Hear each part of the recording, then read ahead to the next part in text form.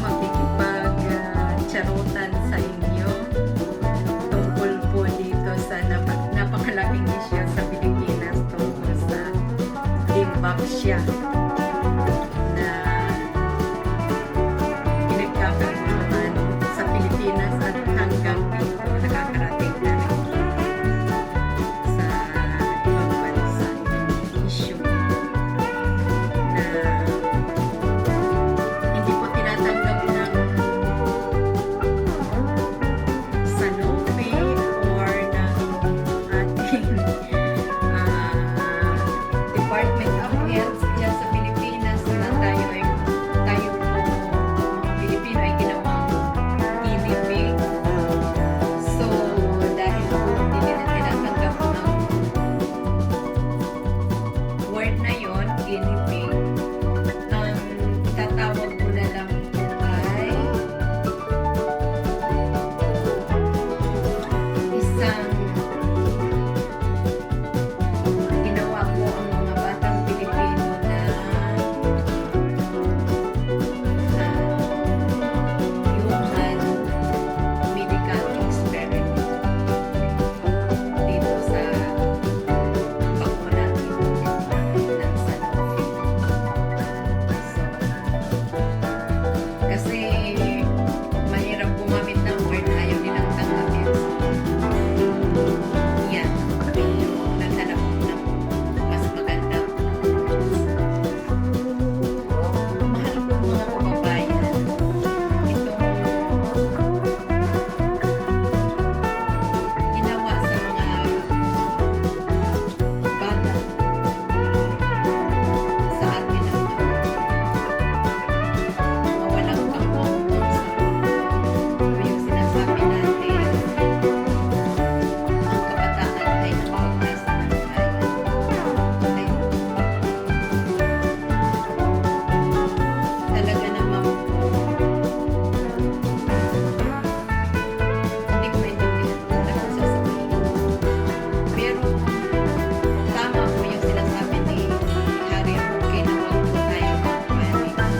Kasi pag magkaroon tayo ng panic, magkakaroon tayo ng tinatawag na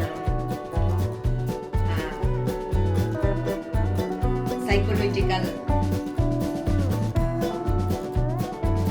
damage sa ating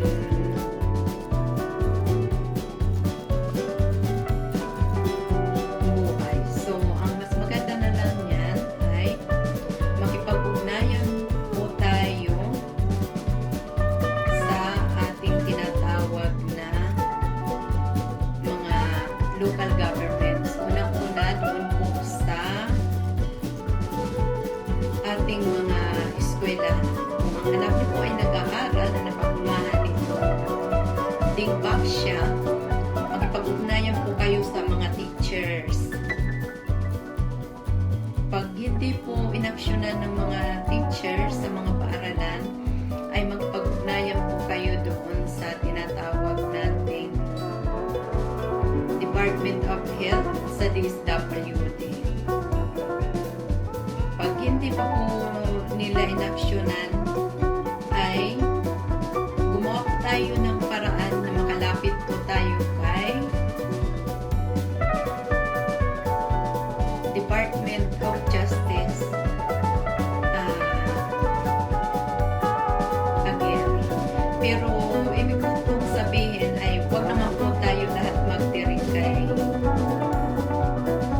Department of Justice again. Duman po muna tayo sa mga dapat natin daanan. Ngayon, kung binaliwala po kayo, ay maging assertive po tayo. Kasi ang pinag-uusapan po dito ay hindi na lang po karangalan, ay health na po ito ng masa. Makialam na po tayo dito. Yung mga mayroon pong mga pinag-aralan na riktong dito po sa about medicines, about yung ating mga kailangan po kayo dito sa issue.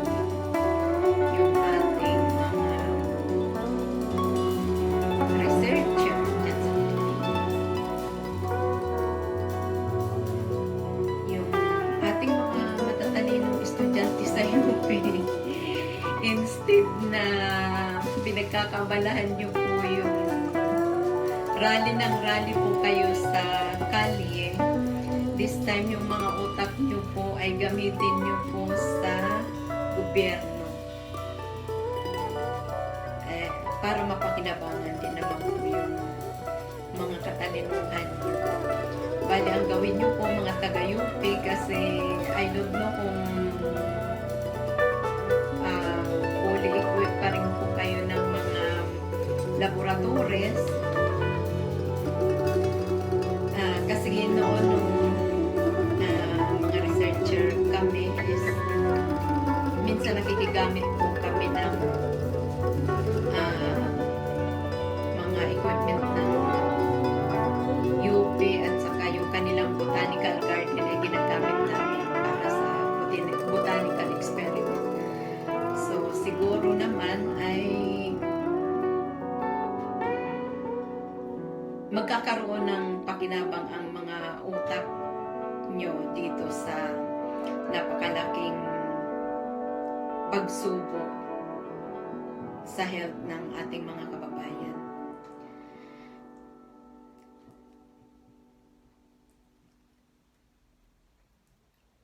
Ang vaccine po, mga kababayan, ay hindi po ito inaaral ng madalian. Ito, ang proseso po ng kakaroon ng vaccine invention or vaccine investigatory ay umaabot po siya ng 10 to 15 years. At kasi unang-una, marami pong komplikasyon ang isang bakuna. Pangalawa, hindi po magtatagumpay ang isang invention ng vaccine or investigatory ng isang vaccine kung hindi po ito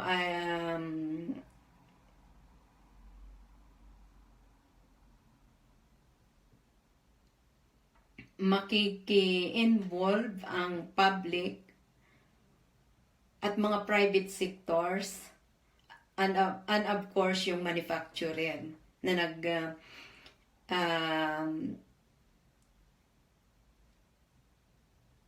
i-invent sa vaccine na ito, kahit anong klaseng vaccine. Kasi ang isang vaccine po ay napakamahal.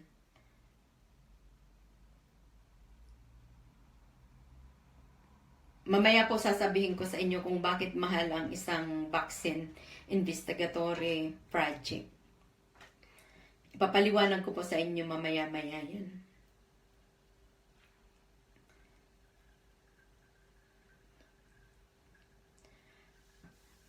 Ang sistema po ng pagdidevelop ng isang vaccine or testing ay kailangan nakaregulate po yan or kaangkop doon sa grupo kung anong klaseng grupo ang involved nito. So, in short, ang isang developing and testing regulating a vaccine is mayroon po siyang sinusunod na standard procedures. Like for example, ang Sanofi manufacturer, Sanofi Pharma, let's say. Itong company pong Sanofi ay under po siya ng Europe. So, ang ibig sabihin, ang susundin ng Sanofi ay ang European Medicines Agency. Bali, itong EMA po ang magso-supervise at magre-regulate sa vaccine na to or kahit anong klaseng gamot na imamanufacture ng Sanofi. Pero mayroon pong committee from World Health Organizations naman na magre-recommend dito po sa biological product used internationally. Kasi sa buong mundo alam naman po natin na maraming bansa ang nag-a-adapt po ng World Health Organization standard. Pero kung mapapansin po natin na dapat ang World Health Organization standards po ay alam po natin na may kanya-kanya din po sa ngayon. Like for example, ang isang gamot or isang vaccine ay gagamitin for European people. So, ang kailangan ang vaccine or ang mga gamot na imamanufacture ay kaangkop doon sa mga European people. Dito naman sa Dengvaxia na ginamit sa Pilipinas, dapat ang World Health Organizations din naman po ay kailangan nag-recommend po siya sa Philippines doon sa standard regulations, sa standard procedures na yung ima-manufacture o ang vaccine o ang Dengvaxia ang ima-manufacture din po ng Sanofi based on the Filipino standards. Kasi pag hindi po ginawa yan ng isang manufacturer ay magkakaroon po ng tinatawag na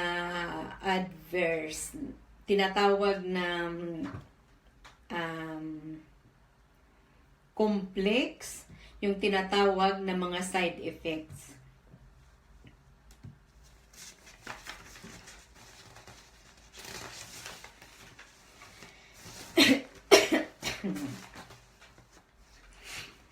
Ngayon, tumungo naman po tayo dito sa Sanofi manufacturers. Itong Sanofi po ay under po siya ng, since siya po ay nasa Europe, under po siya ng EU Regulatory Framework for Vaccines. So, ibig sabihin, itong Dengvaxia ay kailangan duman ito sa pagsusuri accordingly sa EU Regulatory Framework for Vaccines. Bago nila ito ibenta sa Pilipinas or bago nila ito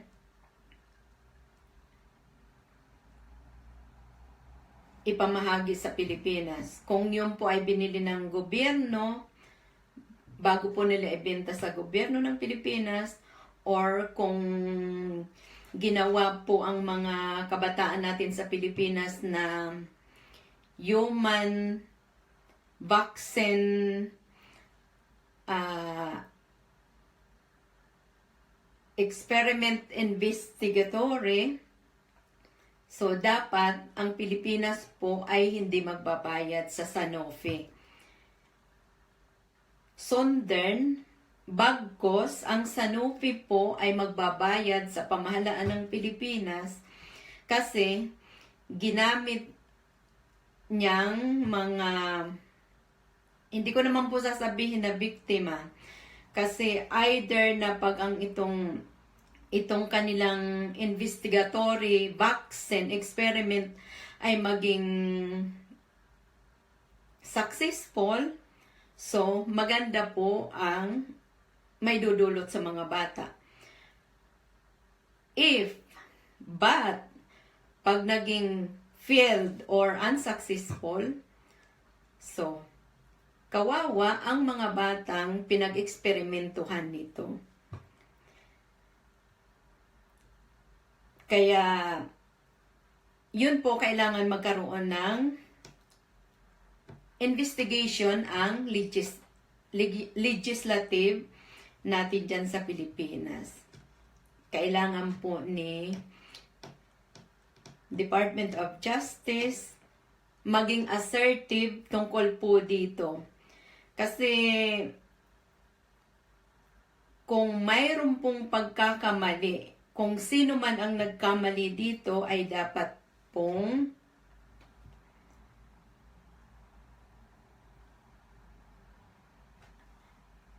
magpaliwanag kung bakit nila ito ginawa sa Pilipinas. Na itong Sanofi is a European manufacturer, bakit sa Pilipinas niya ginawang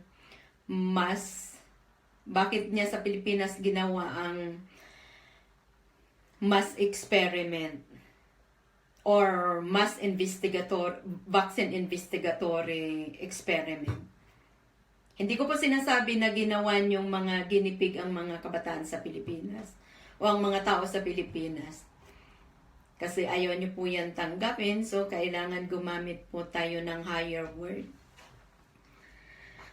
According to EU regulatory framework for vaccines, kailangan po ang Sanofi ay dumaan po siya dito sa tinatawag na marketing authorization. So, ibig sabihin, ang Sanofi, kailangan mayroon siyang ipapakita sa government ng Philippines about marketing authorization from EU. Na sinasabi doon na evaluation or compliance such as na yung Dengvaxia po ay pumasa po sa regulatory framework vaccine from EU according to the quality, to the safety, and efficacy. Kailangan po mayroon silang, ang Sanofi, kailangan po mayroong i-forward sa DOH ng Philippines or FDA ng Philippines or sa government ng Philippines or Department of Justice, Sir Aguirre, please hingin mo po sa Sanofi itong tinatawag na EMA, European Medicines Agency. Yan po ay nag-authorize ang European Union na pwede na po ibenta itong Dengvaxia. So, pag wala pong ipakita ang Sanofi na EMA dyan sa gobyerno natin,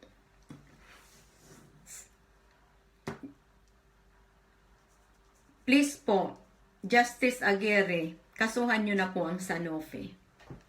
Isang kaso na po yan. Pangalawa, registration or licensing. Kailangan po humingi po tayo sa Sanofi ng kanilang license or kanilang registration from EU, from European Union, regulatory framework for vaccines, either na ang kanilang licensing is centralized procedure. So, it means kapag centralized procedure is pwede nila ibenta ang kanilang produkto or mutual recognition procedure. Number 2, MRP, na ibig sabihin, yung mutual recognition ay nagpapahintulot na pwede na nilang ilabas itong kanilang Dengvaxia vaccine according to the EU regulatory. At ang pangatlo ay yung tinatawag na national procedures. Ang ibig sabihin ng national procedures po ay ibibinta lang po sa isang bansa. Kailangan po mayroon ang Sanofi nito, registration or licensing from EU. At ito naman po sa Pilipinas ay kailangan mayroon din po silang registration or license na inaproban po ng Department of Health dyan sa Pilipinas at inaproban din po ng Food FDA dyan sa Pilipinas. So, Justice Aguirre, kailangan nyo po ng license from Sanofi and license din po dyan sa mga gumawa nitong sa atin. Nitong mas, hindi ko pa alam kung sino ang entitled po nito. Kasi normally, ang nangyari po sa atin dyan sa Pilipinas, kasi itong Dengvaxia ay hindi pa naman po tapos ang kanilang investigatory experiment. So, ibig sabihin ay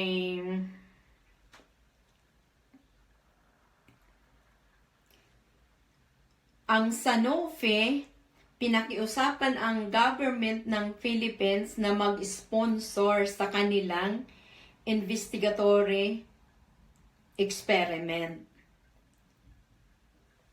Or, ang Sanofi humingi ng sponsor from a private sector dyan sa Pilipinas. Hindi ko pa alam kung sino yung private sector na yan, na yung private sector naman na yon ay humingi ng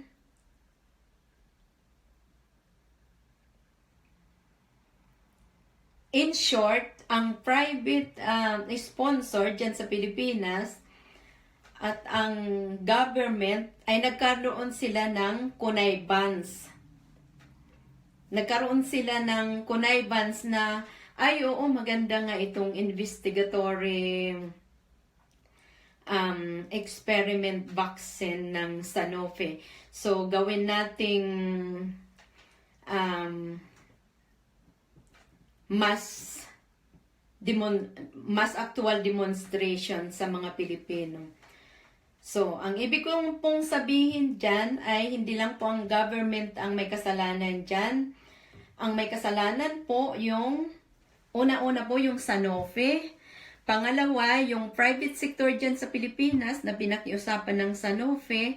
At ang pangatlo naman po, itong pinakiusapan ng private sector na government ng Pilipinas. So, Justice Aguirre, ang tutumbukin nyo po ay kakasahan nyo po ang Sanofi.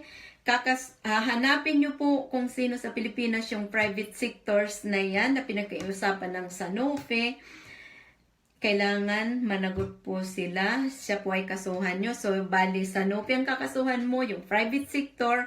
At ito naman pong nasa gobyerno na nakipag-connive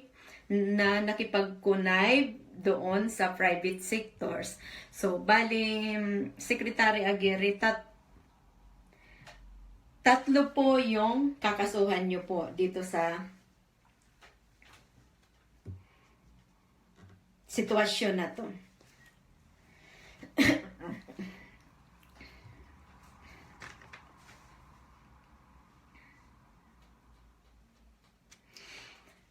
Ngayon,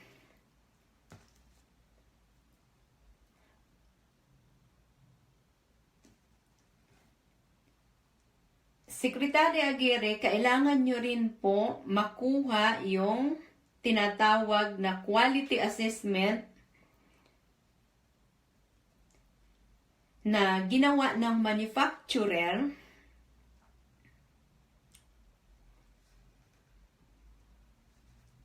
kasi kailangan po itong Sanofi ay mayroon po siyang ipapasa doon sa tinatawag na European Control Laboratory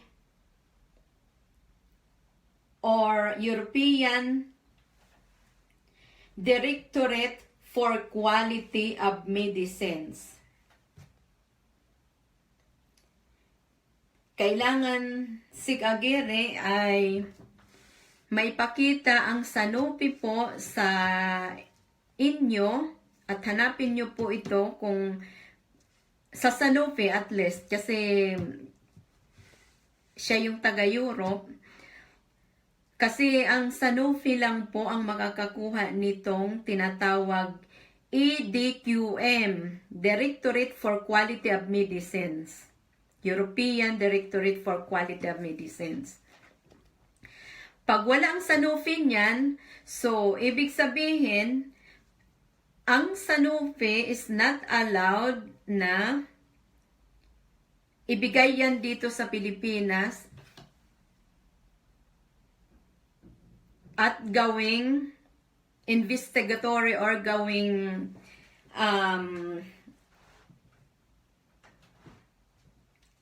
eksperimento sa mga bata sa Pilipinas.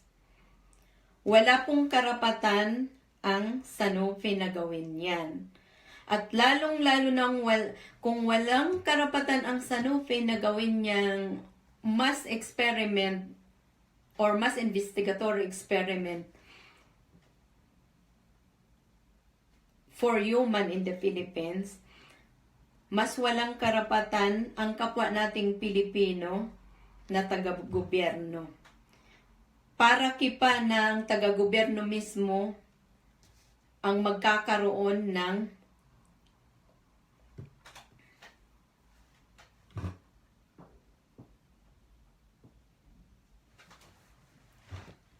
ayaw kong sabihin ang word na yan kasi hindi maganda.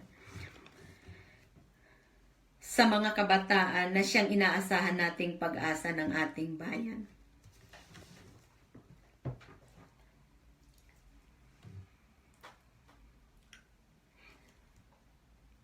At itong European Directorate for Quality of Medicines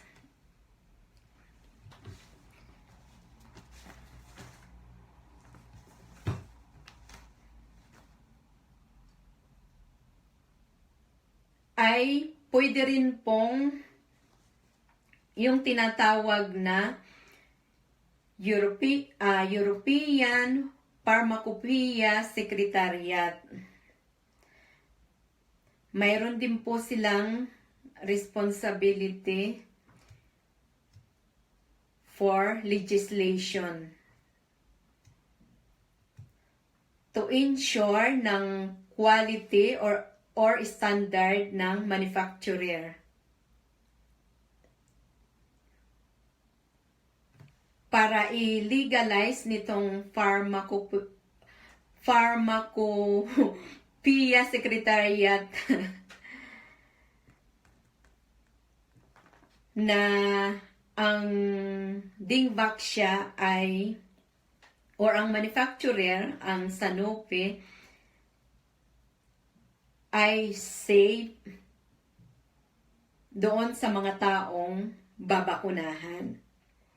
So, Sec.Garin, bali dito po sa quality assessment, bali dalawang papel po ang hahanapin mo. Yung galing po sa Pharmacopoeia Secretariat, legislation,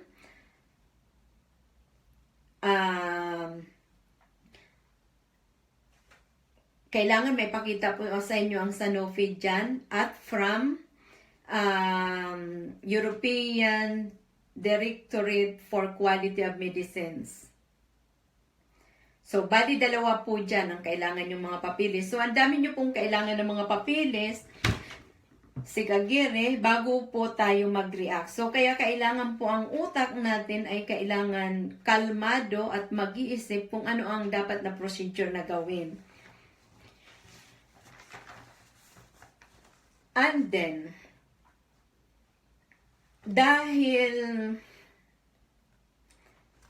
itong Dengvaxia ay na-release na nga po at andyan na po sa mga tao, kumbaga sa investigatory project ay nandyan na, ayan na po, bali nagkakaroon na po tayo ng investigatory experiment kasi actual na po yan na naiturok sa mga tao, sa mga bata dyan sa Pilipinas.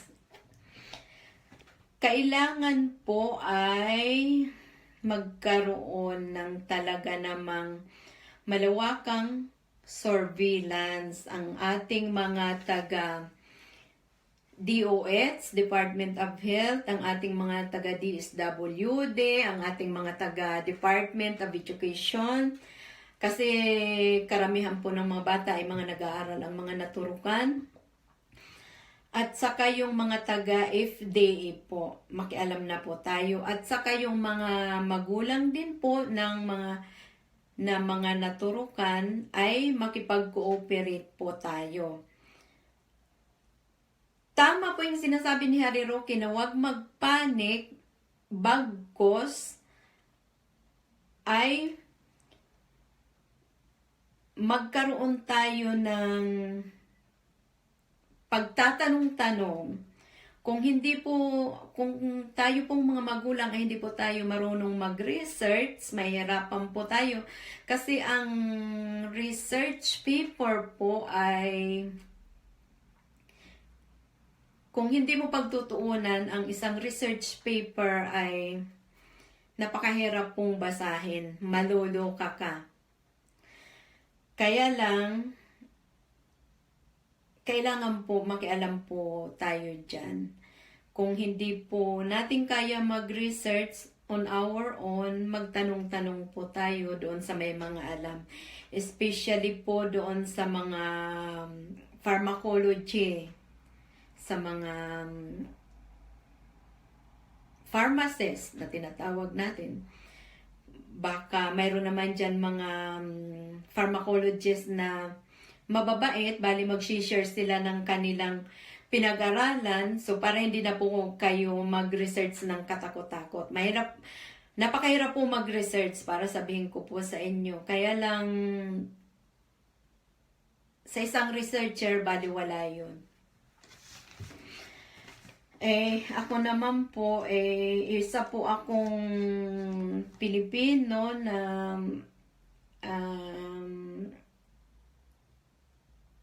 normal pong Pilipino na nakikilahok po dito sa investigatory experiment nitong Sanofi sa mga kababayan natin. Kung ako ang presidente ng Pilipinas, ay sasabihin ko sa sarili ko, pag ako ay kausapin ng kahit anong klaseng pharmaceutical, ay sasabihin ko sa sarili ko, prevention is better than cure. Ang gumawa nito, ay hindi ko alam kung sino, presidente pa si Noynoy noon. Of course,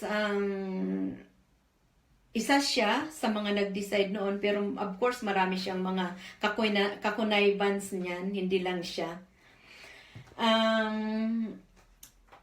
Kaya yun po ang lagi kong sinasabi, na kailangan hindi ka man professional, hindi ka man PhD, hindi ka man, wala ka mang natapos sa mundong ito, ikaw ay normal na mamayan na katulad ko, kailangan laging ginagamit ang common sense. Yan po ang lagi kong sinasabi. Kasi kumbaga sa away, kumbaga sa gera, itong nangyari dito sa Dengvaxia, kumbaga sa gera, ay nasa gera na tayo ngayon. So, kailangan na natin makipaglaban or kailangan na natin makalabas dito sa pagsubok na to sa mga kababayan natin.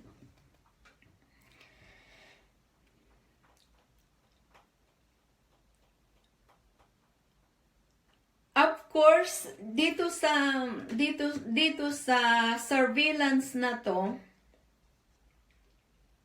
Sec.Garin, kung ang mga taong bayan makipag-cooperate sa'yo ng kanilang mga opinion, please po, Sec.Garin ay kailangan nyo po ng tinatawag na ECDC. Ang ibig po niyan sabihin ay European Center for Disease Prevention and Control. Kailangan ipakita po na sa inyo ng Sanofi na ang Sanofi po at ang Philippine government na ang Sanofi po ay magpakita, mayroon pong papel na ipapakita sa'yo. Kailangan kunin nyo po ito, be assertive, na approved by European Center for Disease Prevention and Control, na nagpapatunay na ang Sanofi, ang Philippine government, ang DOH of the Philippines, ang FDA of the Philippines, na itong Sanofi ay nag-forward doon sa ECDC, sa European Center for Disease Prevention and Control, na nagpapatunay po na ang Pilipinas ay 90% epidemic with dengue.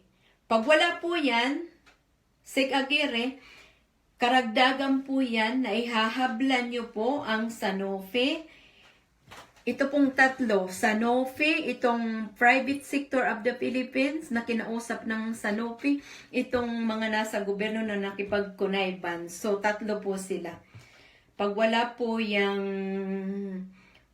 yung tatak ang European na, oo, ipinag-aralan nyo ang Pilipinas na talagang ang Philippines ay epidemic with 90%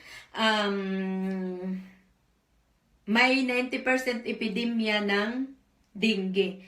So, kailangan talaga bakunahan ang almost lahat ng tao sa Pilipinas dahil 90% ang epidemic nitong sakit na to. Kasi kahit po tayo nasa third world country, dapat mahirap nga tayo, third world country nga po tayo. Pero nung kapanahonan po, uulit na naman po ako, nung kapanahonan po ni Marcos, ay hindi po tayo third world country. We are the center of trade in Asia. Kaya po lagi ako nagagalit dahil sa according to my research, hanggang research na lang po, wala naman po akong magagawa dahil yan. Wala po akong magagawa. Ang ibig ko lang pong sabihin na gusto nila agawin ang pamumuno ng Pilipinas, ay ayusin naman po nilang pamumuno nila sa Pilipinas. Patunayan naman po nila na mayroon po silang utak, may common sense at may pagmamahal sa kapwa Pilipino at may pagmamahal sa bayan. Pero dito po sa Dengvaxia na ginawa nila, mas investigatory experiment na ginawa nila sa mga kabataan natin, ay hindi po lumalabas po na wala po silang pagmamahal sa bayan. Yon. And ito po, alam ko po, Sec.Garin, alam nyo po ito. Kasi alam ko pong abogado po kayong matalino. Kahit saang legislative, kahit saan experiment, kahit saan investigatory projects na yan,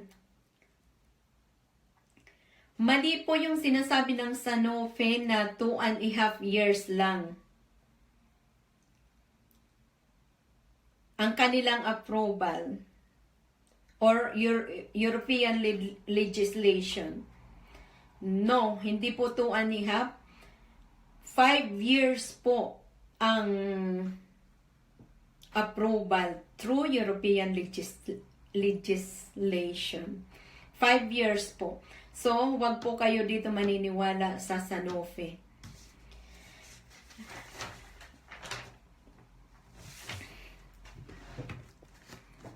Ngayon, ituloy po natin itong ay, nako, Lord.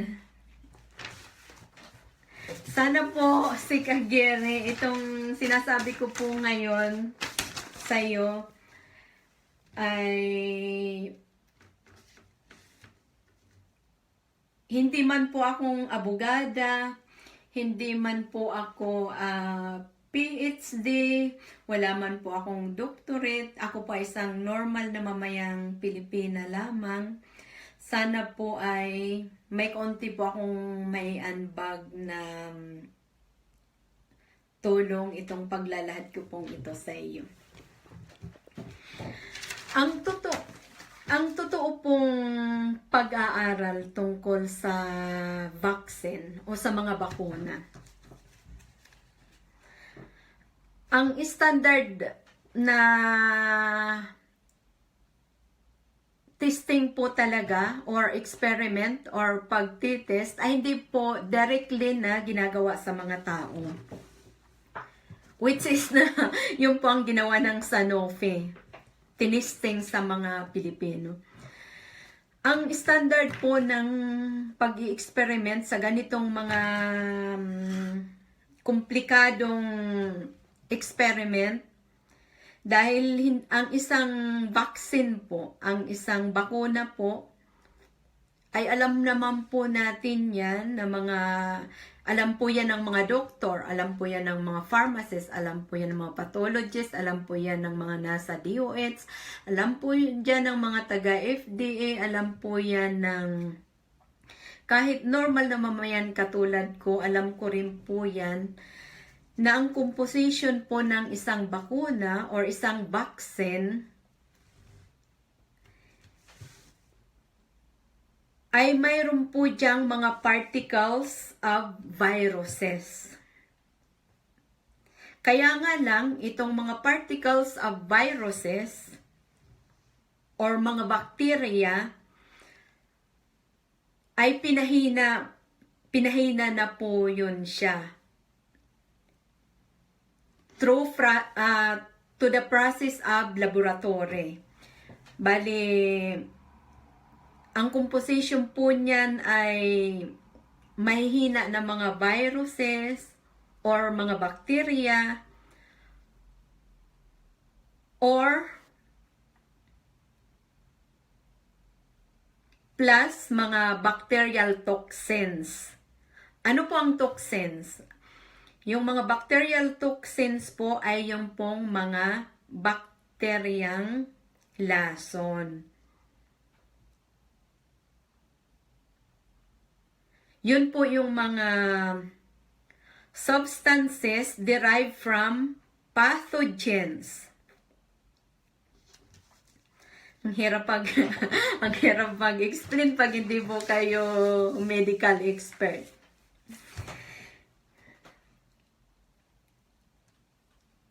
Ngayon, itong mga pathogens na po ito ay composition po siya ng bacteria, fungi, viruses or protist.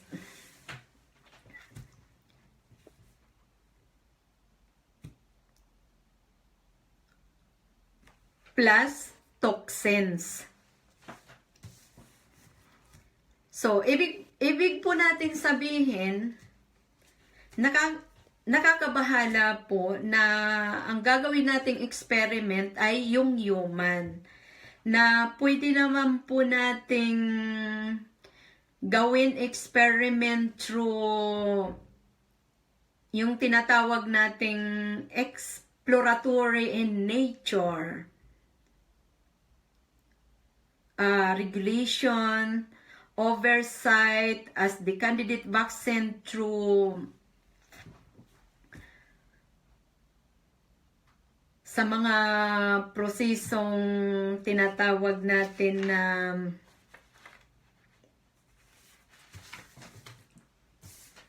hindi ko naman po sinasabi na ako po ay isang hindi mapagmahal sa mga hayop, pero para sa akin,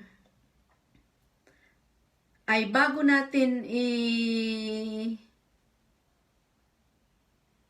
experiment o investigatory experiment itong proyektong ito sa mga humans, ay dapat dito po natin muna gamitin sa mga animals. Mahal ko rin po ang mga animals. Ibig ko lang pong sabihin ay, diba, sabi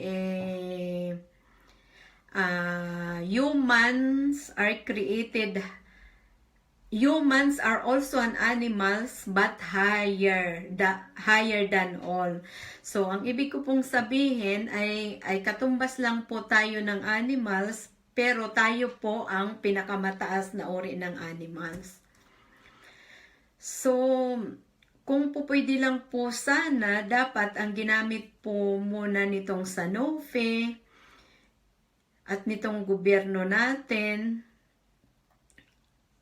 ay marami naman po tayong mga daga dyan sa Pilipinas, or mayroon naman po tayong mga monkeys or unggoy dyan sa Pilipinas. Oh, joke, may naisip ako. Yung tinatawag natin monkey. Baka malibel. Hindi po, literally mga monkeys po, dapat doon po muna natin ginamit at doon po natin ginawa ang ating investigatory invention or investigatory experiment at least 1 to 2 years. Doon po natin pinag-aralan kung ano ang nangyari sa mga daga at kung ano ang nangyari sa mga unggoy o kung ginamit natin sa aso. Joke, hindi po tatabla ng aso dahil kakagating kayo. Or ginamit natin sa mga pusa. Basta, kahit anong klase ng hayop, dapat doon po muna natin ginamit yon. Kasi, napaka walang puso naman po natin na ang ginawa nating investigatory experiment ay ipinagtutusok natin sa mga humans. Yun po ang masasabi ko dyan. Kasi ito pong mga vaccines ay mayroon po siyang tinatawag na mga challenges. Hindi lang po ang buhay natin ang may mga challenges. Ito pong mga bakuna ay may mga challenges din po. In other words, and in medical term, ay mayroon din po siyang side effects. Pasensya na po kayo kung medyo hindi ako marunong mag-explain sa inyo, or kung hindi nyo man naiintindihan, pagtiyagaan nyo na po, maintindihan nyo na rin po. May mga side effects po itong mga vaccine na po ito.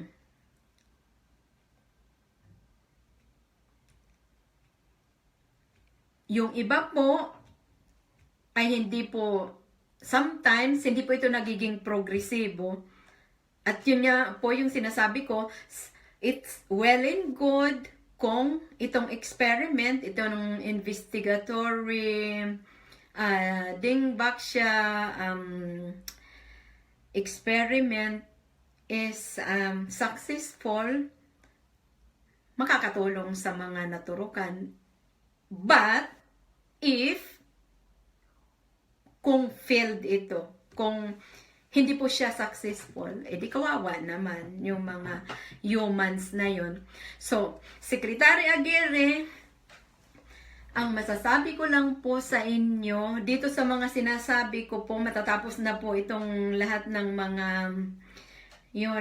mga sasabihin ko po sa inyo bilang isang normal na Pilipino. Bale,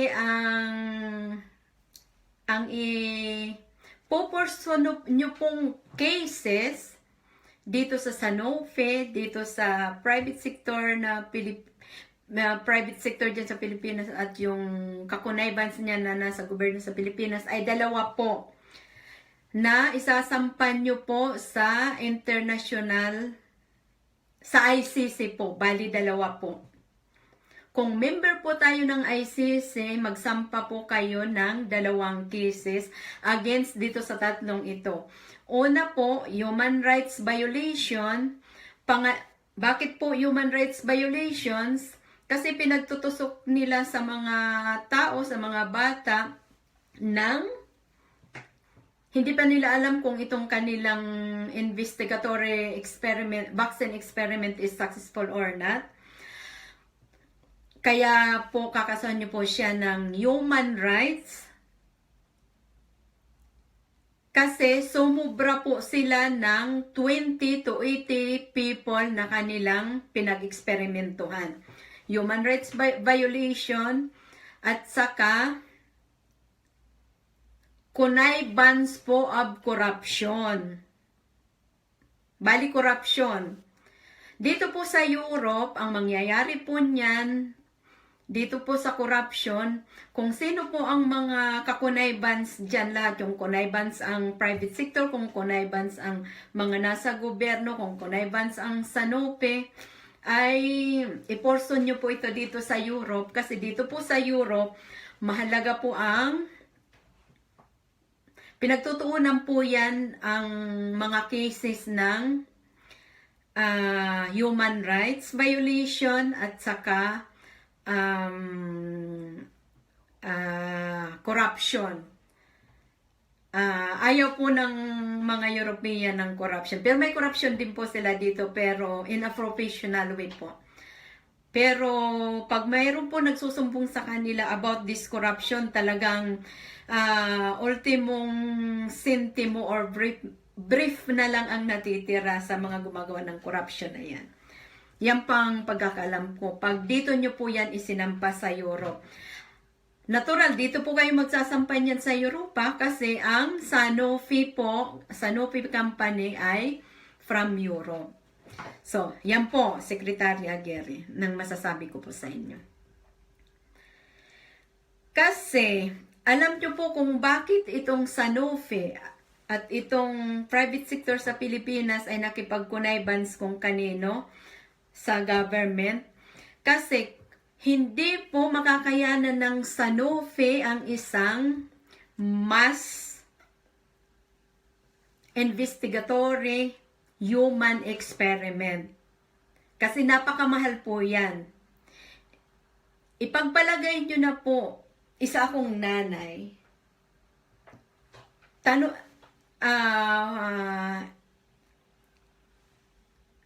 Kung magiging honest ang isang company, ang Sanofi, itanong niya sa akin, honestly ma'am, ganito po, pwede po bang turukan ang anak mo ng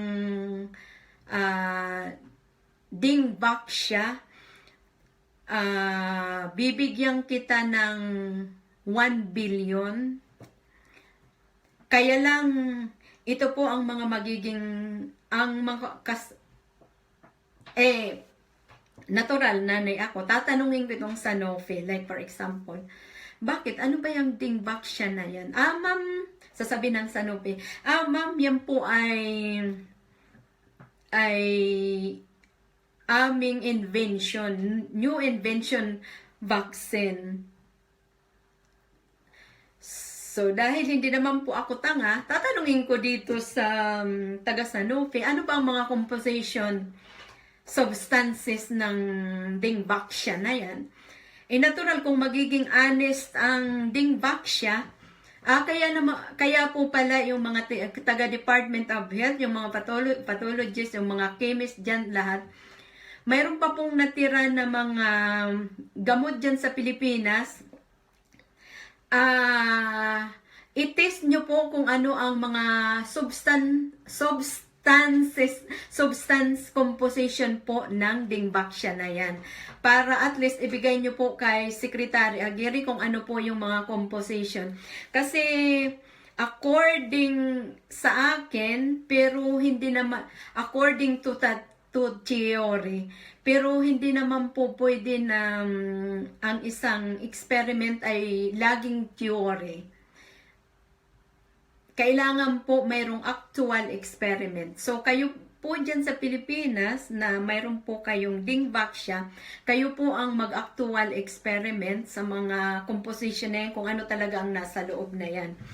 Kasi kung ako ang magsasabi dito, ang composition niyan actually ng mga, sinabi ko na po kanina, ay yung mga pinahinang mga viruses, bacteria, at pinahinang mga toxins.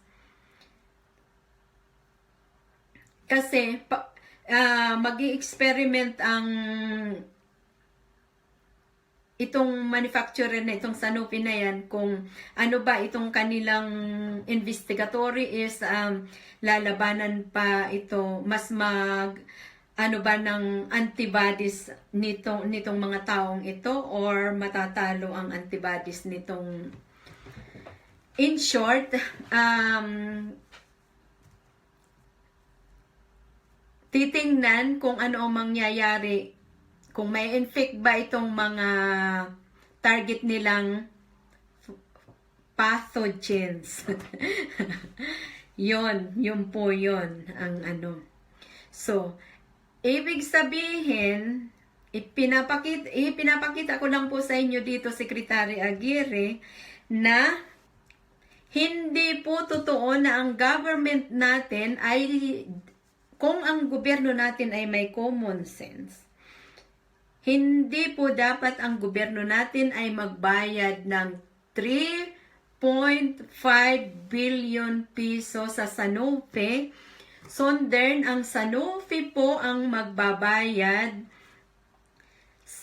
sa ating gobyerno ng, let's say, bawat isang tinurukan nila ay 1 billion. Kasi kung ako ang nanay, 1 billion.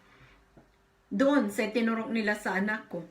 Pero, actually, magdadalawang isip ka pa niyan kasi either ba successful or failed. Let's say 1 billion.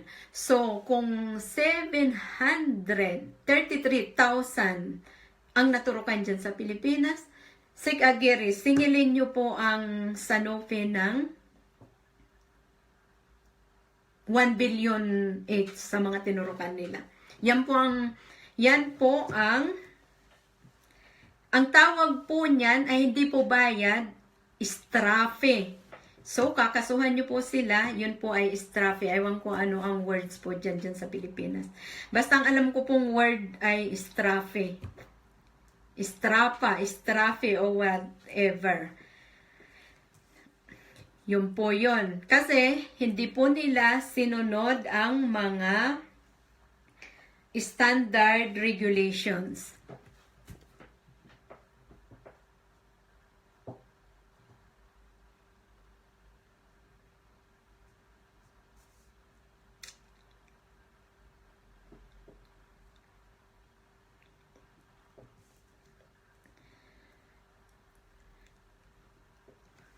Yan po ang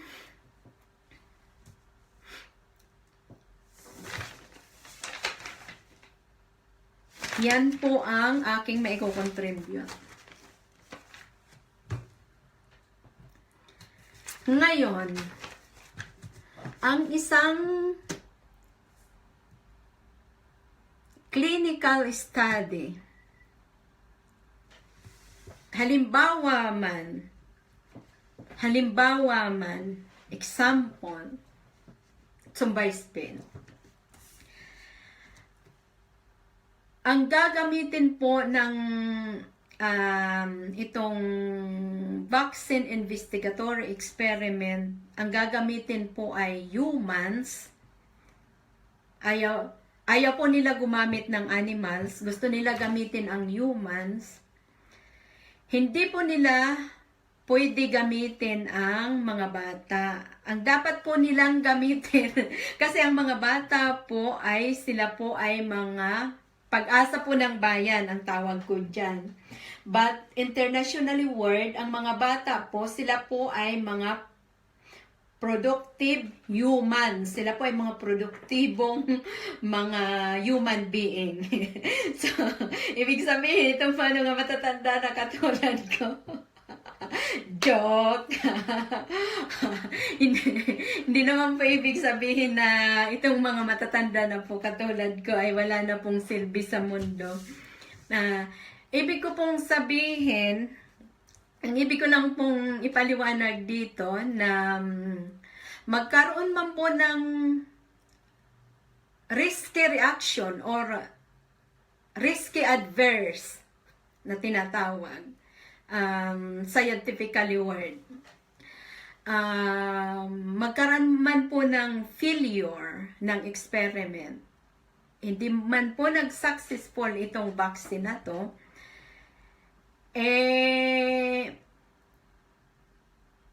itong mga victims natin ay mga matatanda na naman. So, ibig sabihin, nasa seniority level na po sila. So, ito, nandito na naman tayo sa marketing. Gagamitin ko na naman pagiging marketing natin. Ay, nako, para tayong nagbibenta nito ng isang bloke ng subdivision,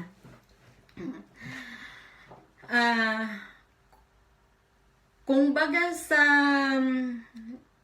sa auto, ang kabataan, sila ay mga brand new pa. So, itong mga kabataan, brand new pa, kumbaga sa auto, ay mas mataas pa yung kanilang value. Mas mahal pa sila. More expensive. Itong mga senior citizenship po natin, itong mga senior humans po, ay kumbaga sa auto ay laspag na katulad ko. Para hindi po masaktan yung mga matatanda. Katulad ko po, ako po yon. Laspag na, matanda na. Wala pong ini-involve dyan na matatanda. Ako po yon, matanda na po ako. Ay mababa na po ang value ko. Kasi matanda na po ako. Ay laspag na po ako. Kumbaga sa auto, gamit na gamit ka na talaga. Kumbaga sa araw, itong mga kabataan, sila ay mga morning sun. Ako, na isang matanda na papunta na po ako sa sunset sun. Kumbaga ay palubog na po ako. Yon. Kaya po, ang lahat ng clinical human study or clinical human investigatory experiment, according to a medical legislation, pwede po gamitin ang mga katulad ko pong palubog na. Kumbaga sa araw, palubog na. Katulad ko pong matanda na. Hindi ko po kayo sinasaktan dyan. Wala po ako sinasaktan sa inyo dyan ng mga may edad na. Ako po yon. Yon. Hindi ko naman po sinasabi na wala na po akong magagawa sa mundong ito. Mayroon pa rin po akong magagawa sa mundong ito kahit matanda na po ako. Kasi ang kasabihan po, more mature, more experience. So, ibig sabihin, ang matatanda, more productive kung totoosin. Kaya lang aywan ko, pagdating sa clinical or medical studies, yan po ang sinasabi nila. So, yun po ang theory. So, wag niyo po akong pagalitan dahil yan po ay clinical medical theory study lang po yun. Ako naman po ay hindi medico-legal, hindi po ako doktora, wala po akong PhD. Ako po ay isang simpleng mamamayan lang po. Yun.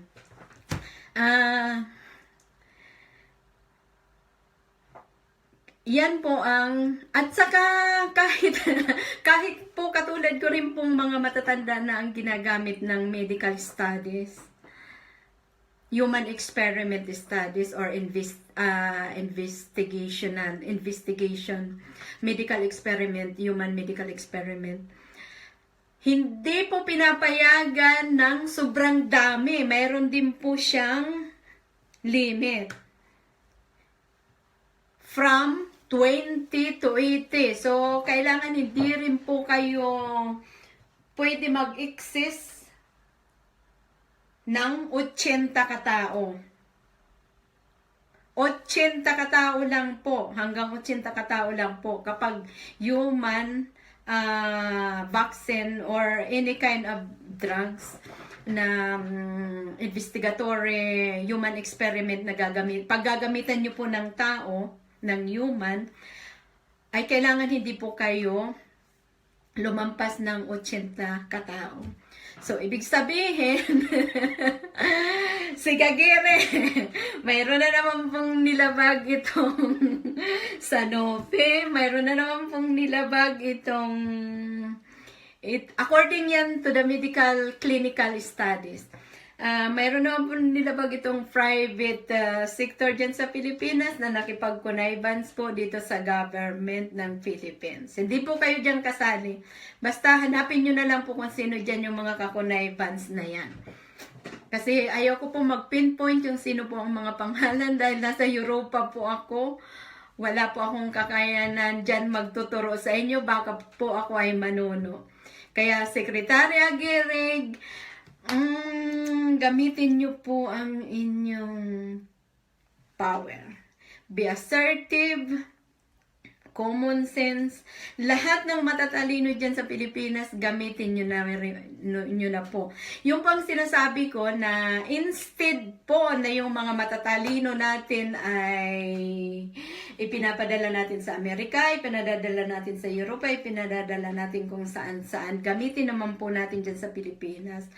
Kasi po, ang mga matatalino po nating mga researcher, once na hindi pa po sila nakakarating sa ibang bansa, pagsahuran nyo po yan sila ng, let's say, 50,000 a month, masaya na po yan sila. Once na itong isang researcher ay nakarating po sa ibang bansa, uuperan po yan sila ng 5,000 net income, plus may sasakyan, plus may bahay at lupa, house and lot. Oh. Ano pang gagawin nitong researcher? Di natural. Hindi na babalik dyan sa Pilipinas. Ang ganda-ganda kaya ng buhay niya dito kung saan man siya bansa nandoon. Diba? Kaya, yung pang sinasabi ko po sa inyo na habang yung mga matatalino natin dyan sa Pilipinas ay nag-i-start pa lang sila maging researcher. Kasi po kami, yung grupo po namin, nag-start po kaming maging mga researcher. Anong start ng age namin? Grade 5 kami noon. Grade 5 po kami noon. Ang tawag po sa amin noon ay mga mga speed class. Ngayon, natatawa ako, bakit ngayon ang mga tinatawag nilang speed class ay may mga kaunting diferensya sa mga, hindi ko naman po sinasabi na ano. Kami po noon, ang tawag sa amin mga speed class ay, kumbaga, may mga ekstrang talino na itong teacher namin pag itinuro na ngayon, na ulitin niya kinabukasan, wala nang makikinig sa kanya. Kasi alam na namin yon. So, siya na lang mag-isa magtuturo sa sarili niya. Yun po yun. Hindi naman ibig sabihin na mga matitigas ang ulo namin. Ang ibig po sabihin ay, please teacher, mag-research ka naman ng bago. Magbigay ka naman sa amin ng bagong information nyo. Doon ka namin pakikinggan. Yun.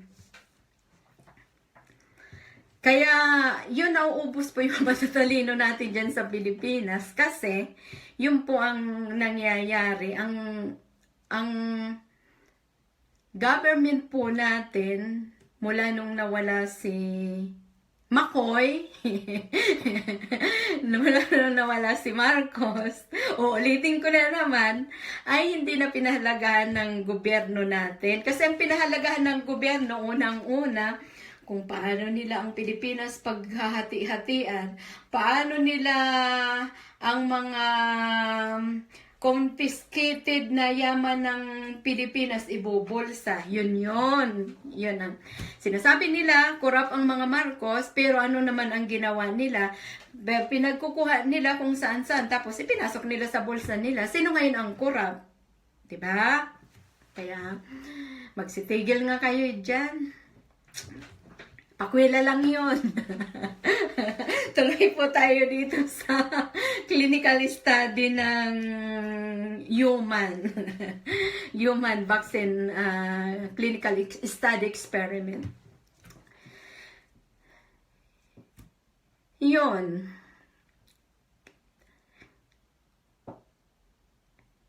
At according to the clinical human study experiment, adult na nga po yung binigyan nitong mga newly invented experiment vaccines or kahit anong klase ng medicines, kahit anong klase ng gamot.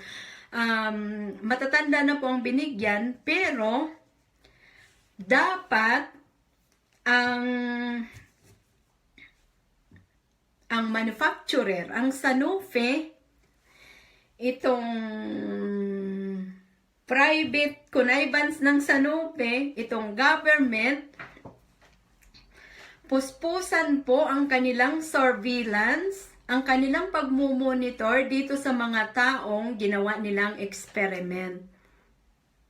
Ginawa nilang human experiment. Yung mga pinagtuturukan nila, yung mga pinagbibigyan nila ng mga Dengvaxia, from time to time, inimino-monitor nila, sino-surveillance nila, at araw-araw silang bibigay ng kanilang observation. Ano ba ang nangyari today, ano ang nangyari, ano ang kanilang, but they have to write it down because it's must be actual experiment and theory experiment. So, ibig sabihin, habang itong mga tinurukan, kung anong nangyayari sa kanila after second day, so kailangan yung mga nagmo-monitor sa kanila, itong mga taga from Committee of World Health Organization, kasangkot po yan dyan, yung Sanofi, kasi sila yung manufacturer, yung private sector, itong gobyerno, lahat ng sangay ng gobyerno from Department of Health, DSWD, Department of Education. From time to time, according to their observation, nagsusulat po sila kung ano ang kanilang observation dito sa 20 to 80 human beings na ginawa nilang clinical study or clinical human experiment. Yun po ang dapat gagawin nila not only 1 month, not only 1 year, not only 2.5 years, but 5 years. After 5 years, at saka pa lang po magkakaroon ang Sanofi, ang lahat ng sangay ng gobyerno, ang World Health Organization, at saka pa lang po sila lahat magmi-meeting, magkakaroon po sila ng convention to give a one conclusion according to their experiment and observation. So, marami pong utak ang ginamit, marami pong utak ang gumana. So, wala na po dyan ang sinasabing, ano ang tawag niyan? Fake. Wala po dyan ang fake news. Kasi, nagtulong-tulong po itong mga may common sense, mga may utak, at ang kanilang mga human experiment, ang kanilang human study experiment ay from time to time. So, the next day, ibang isusulat, may kanya-kanya po sila dyan observation. Yun po ang totoong experiment. Ngayon, tumungo naman po tayo dito sa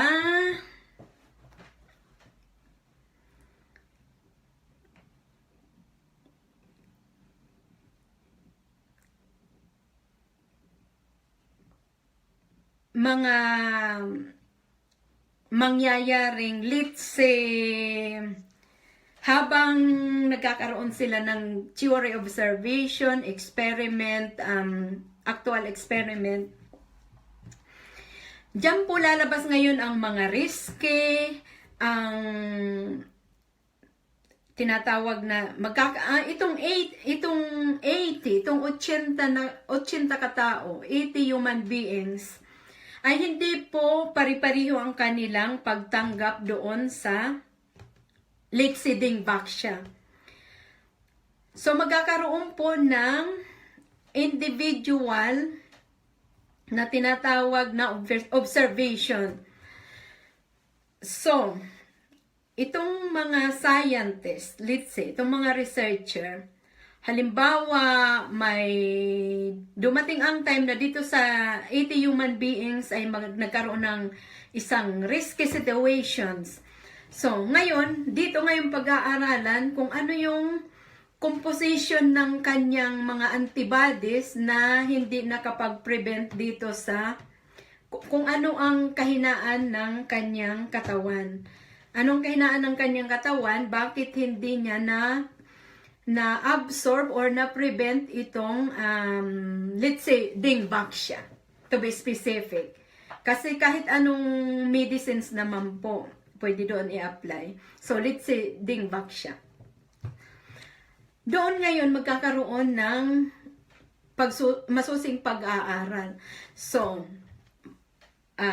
let's say, nangyari yun. So, kailangan, in theory, is isusulat din po yan. Para pagdating doon sa conclusion, ay isusulat po natin, pag mahina pala ang white blood corpuscles ng isang tao, ay hindi pala makakayanan ng ang Dengvaxia. Therefore, ang isang may sakit na anemia or anemic, mahina ang kanyang white blood corpuscles, or natatalo niya ang red blood corpuscles, ang red blood leaflets niya is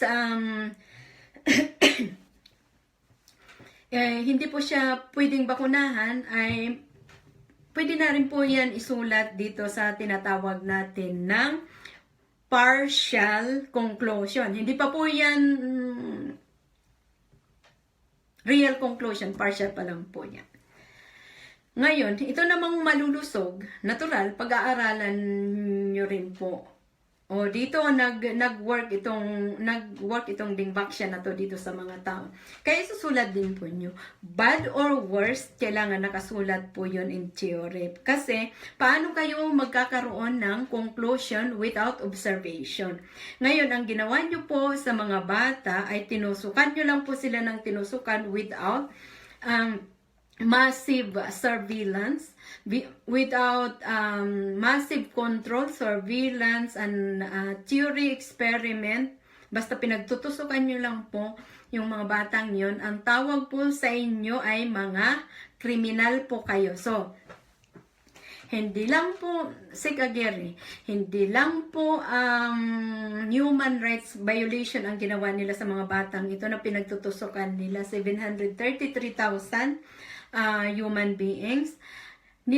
Mayroon po silang kaso, may liability po silang case ng criminal case. So, pwede nyo po sila Sec.Garin sampahan ng criminal case. Ang Sanofi, itong mga taong ito. Yan. Ngayon,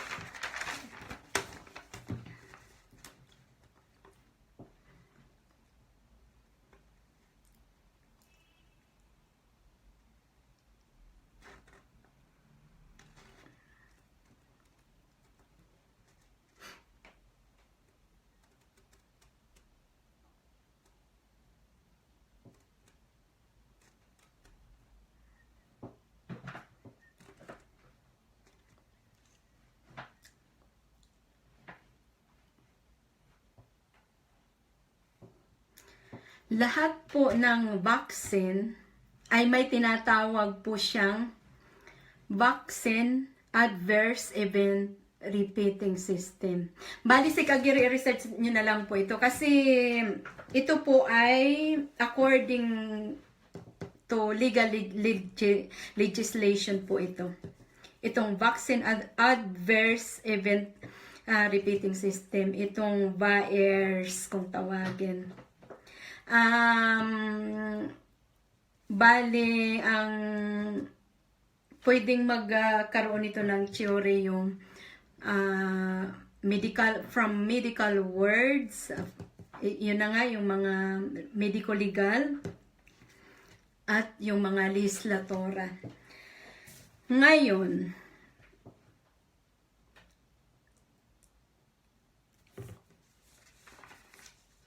itong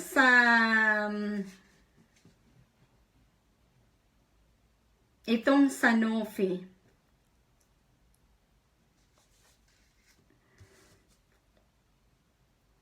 hanapan nyo rin po itong Sanofi na to ng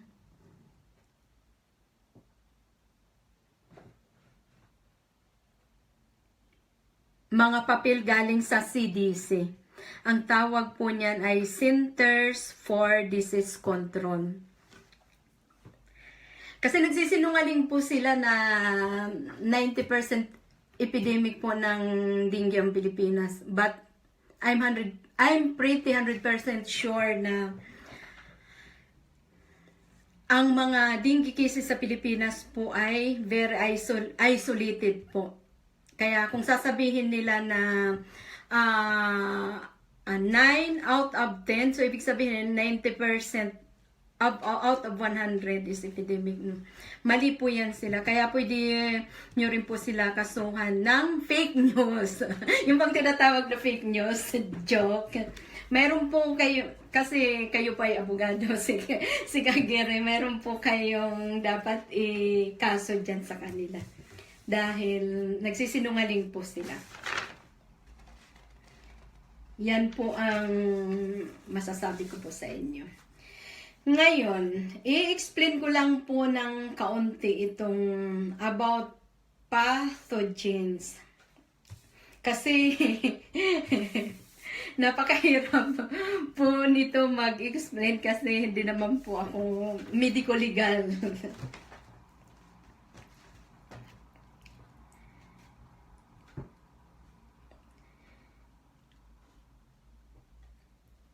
Itong pathogens po ay sinabi ko na po sa inyo kanina, ito po ay iba't ibang klase ng mga viruses, protists, bacteria, fungi o toxins na nagiging disease po siya afterwards. Pag kumalat po, pag nag-spread out sa katawan natin or nagkalat or na-infect, yan po yan. At yung sinasabi ko po kanina na dapat po hindi po ang isang vaccine investigatory experiment ay hindi po dapat hindi po ginawang mass vaccination sa Pilipinas, kung hindi dapat ginamit po nila into nature exploratory. Ang tawag po doon ay nature exploratory, either, yun din po ba yung sinasabi ko po sa inyo kanina, either to nature. In-explain ko na po sa inyo kanina is testing to the animals o the testing to the plants. Kapag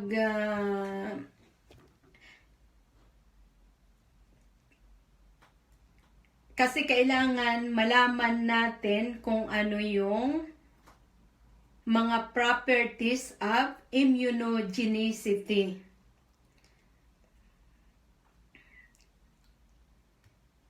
Kaya kailangan gumamit tayo ng two ways into nature exploratory. Ang dapat po natin gamitin dyan ay tinatawag na tissue culture sa mga plants at cellular culture mostly sa mga animal testing po yan.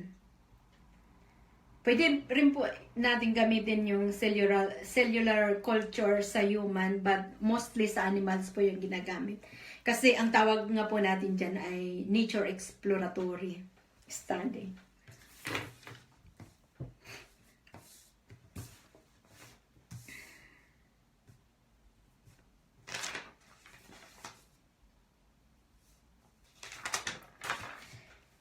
Ngayon, itong tinatawag nating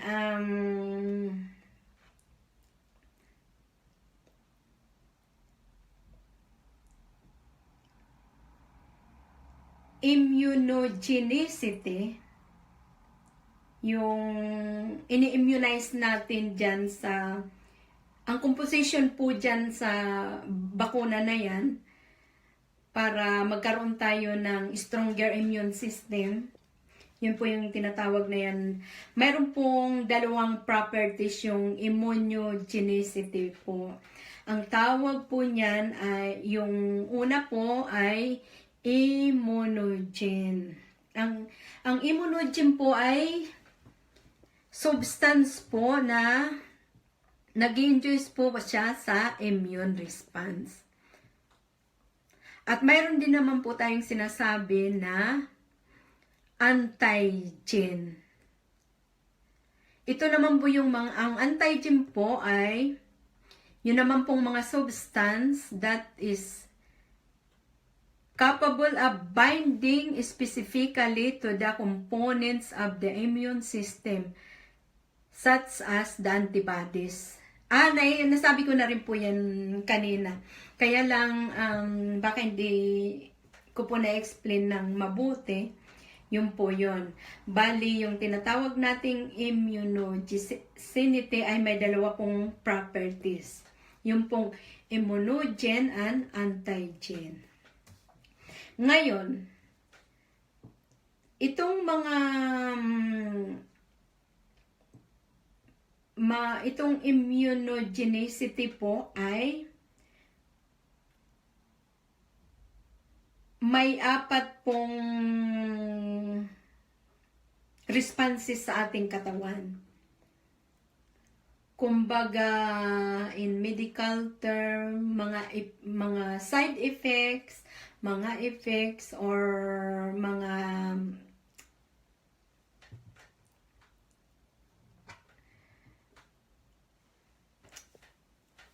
ano nga bang tawag yun?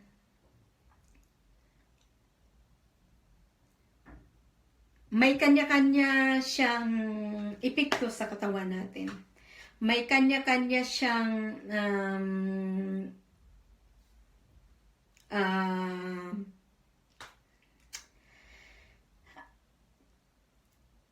kumbaga sa isang war, kumbaga sa isang labanan, may kanya-kanya kayong hindi na sa war, kumbaga sa isang sport. Like for example, sa isang basketball, mayroon kanyang captain, may chief captain, may mga kung ano-anong mga, kumbaga may mga kanya-kanya pong ranggo dyan. Ganon din po itong immunogenicity. Mayroon po niyang mga kanya-kanyang epekto sa ating katawan. Like for example, itong tinatawag na number one, foreignness. Ano naman po itong foreignness? Kumbaga sa tao, tayo sa Pilipinas, may dumating na Amerikano. Yung Amerikano po ay foreigner po yan sa ating bansa. Yun po, yun. Isa yun sa may immunogenicity na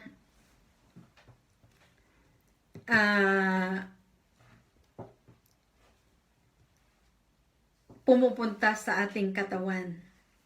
Kumbaga, na ito pong itong mga foreigner sa katawan natin. Kasi, ibig sabihin, wala naman po tayo niyan dati, kumbaga itinusok lang sa atin. So, foreign po yan sa ating katawan. Ito po yung mga substance na genetically po ay foreigner po sa ating katawan. Example na po dyan ay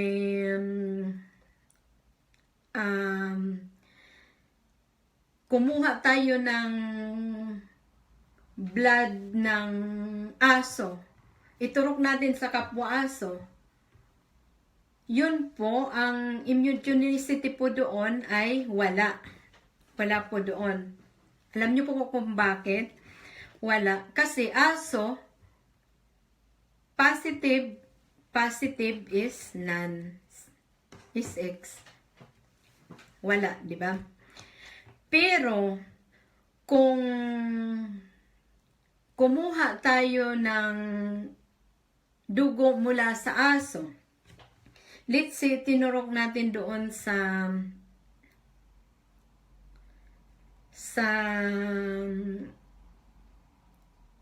matching. Tinurok natin sa matching. Doon po ay mayroon pong effect yun. Mayroon pong foreignness. Ibig sabihin, ibig kong sabihin, yung blood ng aso na ituturok natin dito sa matching ay hindi po kilala ng antibodies ng matching. Hindi po niya kilala. Foreigner po yung dugo ng aso. Yun po yun. Kaya mayroon po siya doon immunogenicity. Yun po, yung mga properties ng immunogenicity. Number 2, molecular size. Ito naman po, itong mga molecular size ng immunogenicity ay, ito po ay, let's say, 30,000 daily or 30,000 weekly Daltons. Yun po yun, yung size. Weekly, daily, monthly, yun po. Daily Daltons, weekly Daltons, monthly Daltons, weekly Daltons. How much? 30,000, 20,000. Yan. Yan po yan. Molecular size. Yung pangatlo po ay tinatawag natin na chemical complexity.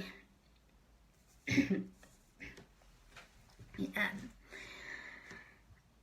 Itong mga chemical complexity po ay mostly pinag-aaralan po ito ng mga taga food and drugs. Yung mga Kasi ito po yung mga vitamins compositions, like for example, yun ay proteins, amino acids, like for example, yung mga ganyan. Yung mga chemical compositions. Like for example, sa mga kinakain natin, ano bang nakukuha natin sa fish? Ano ba yung nakukuha natin sa rice? Yan po yung yun po ay mga example yan. And then, ito pong number 4 ay, ito na po yung kumbaga ay pang last at kumbaga sa isang experiment or kumbaga sa isang investigatory experiment projects ay magkakaroon po tayo dito ng conclusions. Stability or degradability. Like for example, ang stability po ay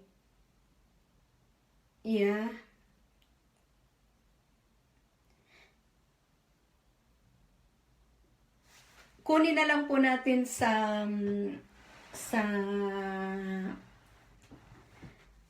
isang medical term na like for example, ang isang tao ay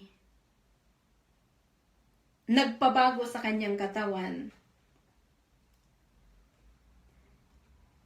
Tapos yung isa po ay nagbago rin ang kanyang katawan pero in instability. Like for example, isang mataba katulad ko, napakataba, mataba na, matanda na, pangit pa. Ngayon, gusto kong sumiksi. Gusto kong gumanda.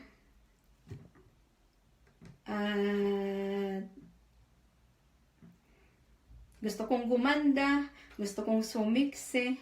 Kasi ako ay mataba, gusto kong pumayat. Ako ay pangit, gusto kong gumanda. Ako ay mataba, gusto maging sexy. Pangit, gusto gumanda. Yan. Na let's say like for example, ang ginawa ko ay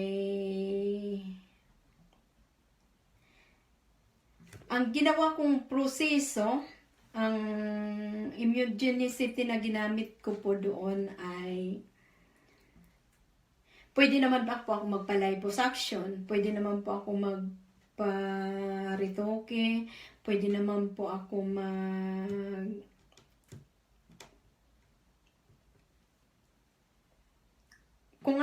para maging stable ang pero hindi ko yung ginawa ay use the stability process, stable na proseso. So, like for example, kumain ako ng mga healthy foods. So, kinain ko ang mga glow foods na pampaganda yung gumanda ko. Nag-exercise ako. Stable process, yun po ay sumiksig po ako, yun po. And then,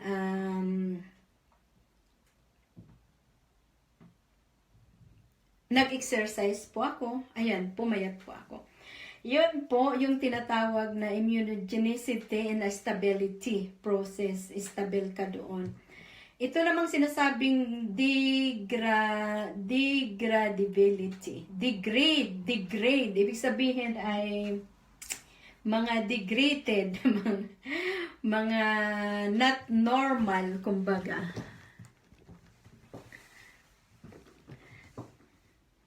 Not normal, hindi normal na mga pamamaraan. Like for example, yun na nga, yun magpapa-liposuction ako, yun ay mga degraded yan. Na magpapa-opera ako dito, palalagyan ko ng silicone yung aking ilong, yan ay mga degraded yan. Tapos, ang mga kakainin ko para ako sumiksi ay yung mga inom lang ako ng inom ng mga tablets. Yun po yung mga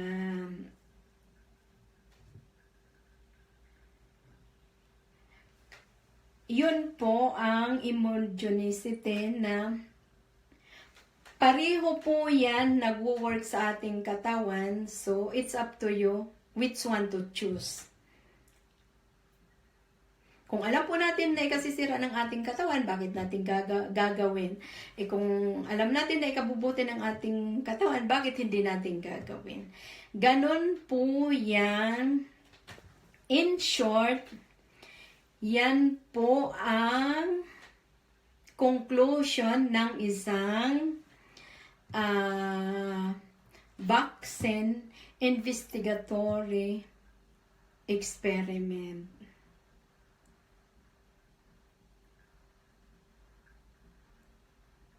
Mayroong ikabubuti at mayroong ikasasama. Kaya kailangan dumaan po tayo lagi sa right with quality and standard procedures and regulations. Yan lang po ang masasabi ko sa inyo mga kaibigan. Maraming salamat po sa inyong lahat. Sana po ay magkaroon po kayo ng kaunting aral sa aking mga sinabi. Kahit naman po akong normal lang na isang Pilipina. At isa pa po guys, sa inyo pong mga mahihirap na mga nagdra-drugs, kaya po kayong nagdra-drugs dahil kayo po ay mahirap. Ito lang po ang sasabihin ko sa inyo. Ako po ay nanggaling sa pamilyang mahirap. Ako po ay mahirap. Ang kahirapan po ay not excuse na pumunta ka sa mga masasamang gawain. Na ikaw ay mag-drugs, na ikaw ay magnakaw, na ikaw ay pumatay, na ikaw ay sumanib sa mga satanismo, na ikaw ay sumanib dyan sa mga illegal gambling na yan, na ikaw ay sumanib sa mga mafiosa at mafiosa. Dahil mahirap ka, no. Kahirapan ay hindi po excuse. Mahirap ka na nga, sisirain mo pa ang buhay mo, lalo mo lang pinasama ang buhay mo. Always remember na ginawa ka ng Diyos dahil mahal ka ng Diyos. So, kung mahal ka ng Diyos, mahalin mo ang sarili mo. Gawin mo ang mabuti para sa sarili mo para matuwa sa iyo ang Panginoon Diyos. Yan lang po ang tanging masasabi ko po. Hindi po dahilan ang kahirapan para ikaw ay mapariwara sa mundong ito. Muli pong nagpapasalamat sa inyong lahat. I love you all. God bless. At mabuhay. Sick. Be assertive. Laban lang ng laban. Katulad ko. I love you.